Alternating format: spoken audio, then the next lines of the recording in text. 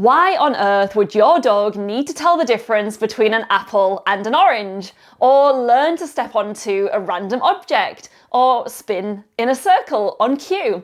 But could these seemingly useless exercises actually be a powerful way to flip the switch in your dog's brain from 100 miles an hour, reactive and impulsive, to calm, steady and sensible?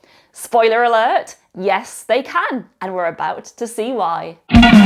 Hi, it's Katie, dog fanatic, coffee addict, and your guide to stress-free dog walks.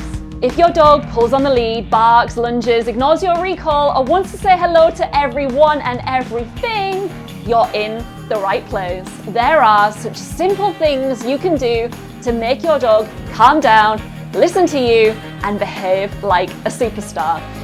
Nothing will boost your confidence quicker so that you can enjoy relaxing walks with a dog you're proud of. Welcome to Stress-Free Dog Walks.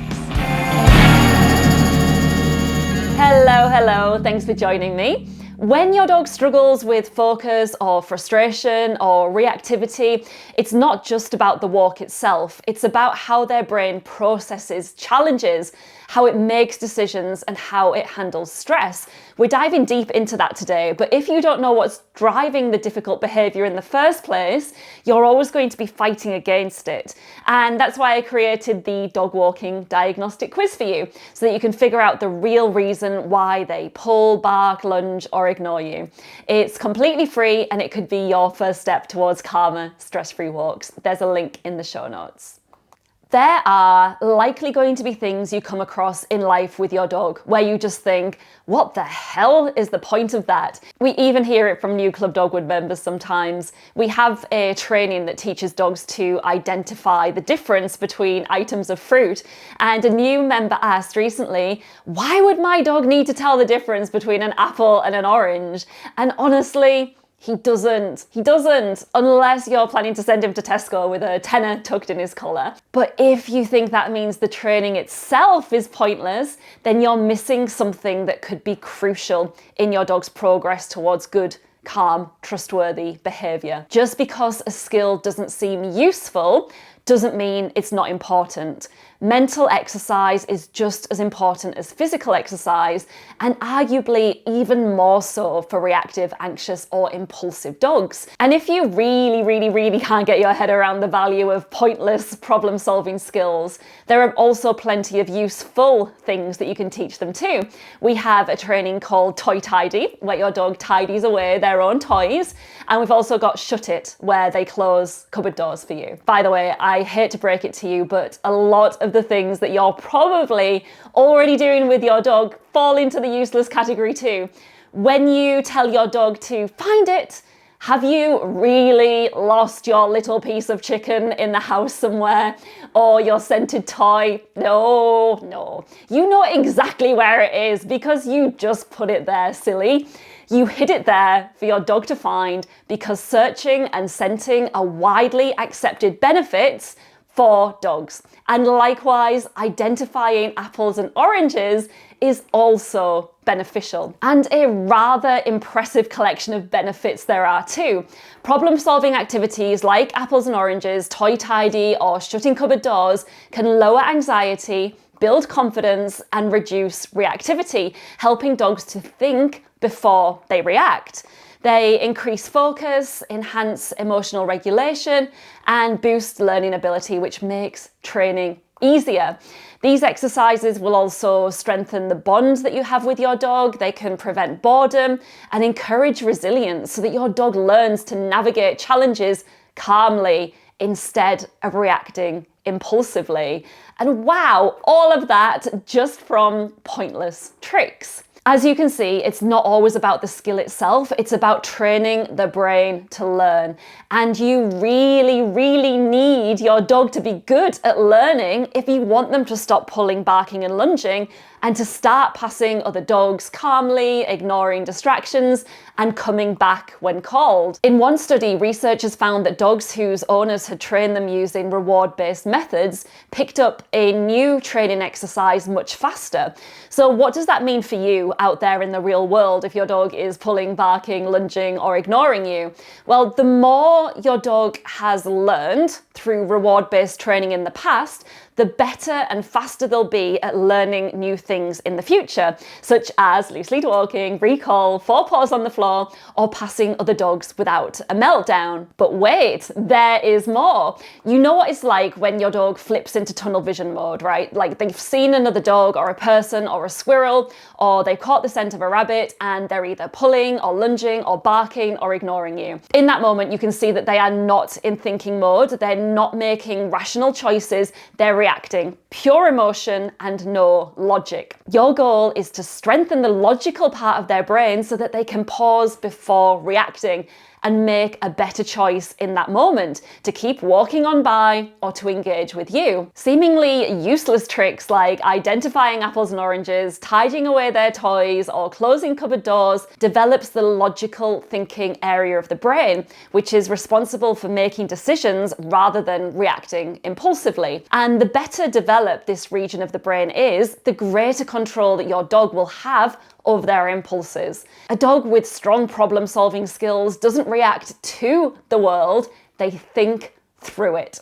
And that is the key to lasting behaviour change. Now, to get the full benefits of problem-solving exercises, your dog has to actually be able to solve the problem. Sounds obvious, I know. But if a task is too difficult, it stops being a learning experience, and instead it creates stress and frustration, making your dog more likely to just give up. It just reinforces failure, where your dog learns that, well, trying things just doesn't work, so why bother?